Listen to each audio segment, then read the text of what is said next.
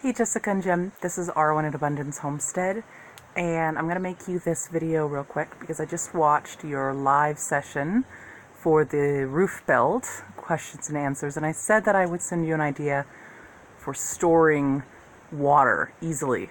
Because I know that you, just like me here in New Mexico, your monsoons are about to arrive, and you don't want to miss storing any of that water if possible.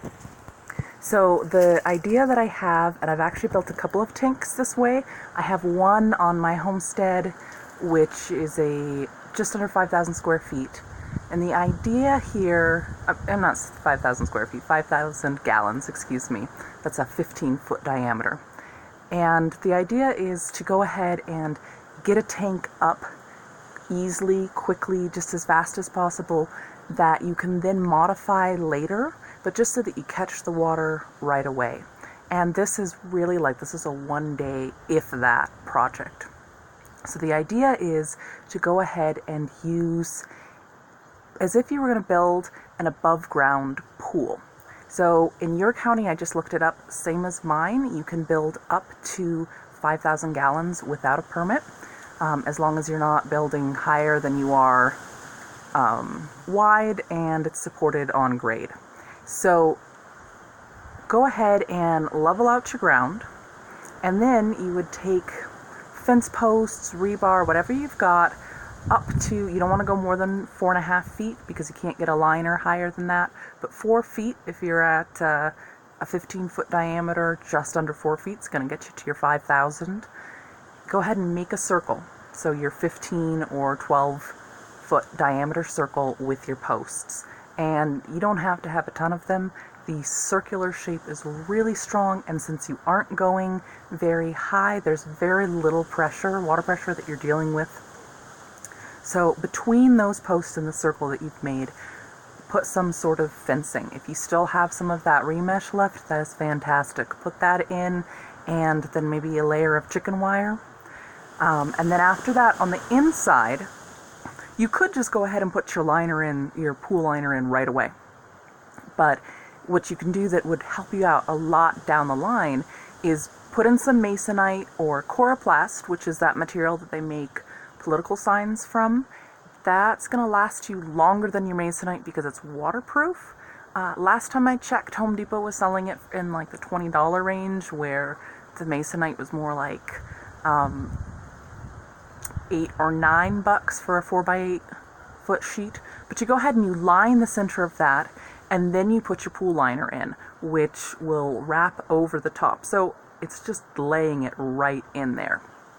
And I get my pool liners from linerworld.com. A 12-footer is like $80. A 15-foot I think is like $120, and they last for years and years, especially once you protect them from the UV.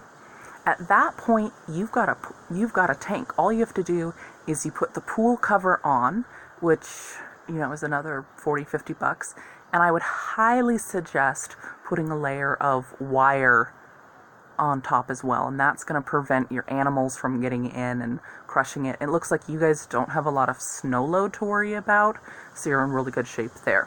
So there you go. You've got a tank in an afternoon. Now, what you can do later, and the reason that you put the masonite or your coroplast on the inside, is once your tank is filled up, and you really don't have to worry about the water breaking it. I mean, the water rarely breaks the above ground pools either, and they're made from flimsy PVC. In fact, that's what I did with my 15-foot tank at my homestead. I didn't even use rebar. I used PVC for those verticals.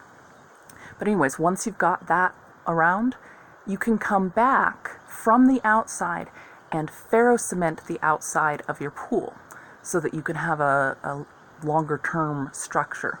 Now, it's really nice that you have that inside layer that you're pushing up against, because normally when you're doing ferrocement, you have to have one person on each side of the wall that you're building with the ferrocement. I can't really demonstrate because I'm holding the camera with one hand. But you're going to push up against that, and that actually makes it move much faster when you're doing your ferrocementing. And so then you've got the walls built of your tank, and then you go back in and you do your floor and then your roof. And of course the roof is always the trickiest structure.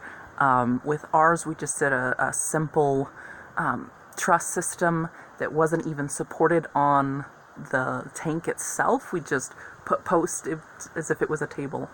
But anyways, I wanted to share that with you right away, in case that got you thinking, if this plan was something that would be useful to you or gave you a jumping board off for designs. But even if you were buying all the material new, we're talking about less than $200 for a 5,000 gallon tank. I wouldn't use it for drinking. It's PVC. I'd definitely make sure to distill the water that you drank before, but you could use it for your dishes and your laundry and all of that. And if you're filtering it before it goes into your house,